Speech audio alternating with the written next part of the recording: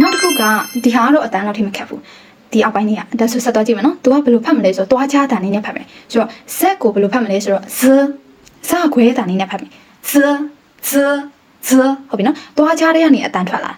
ဟုတ်ပြီနော်ဆိုတော့ပြန်ဖတ်ကြည့်အောင်ဇโอเค下一个ဒါကဒီမှာလေ绿色လေးနဲ့သူကဟိုပေးထားတယ်နော်ဆိုတော့အစိမ်းရောင်လေးနဲ့လုပ်ပေးထားတယ်ဘာဖြစ်လို့လဲဆိုတော့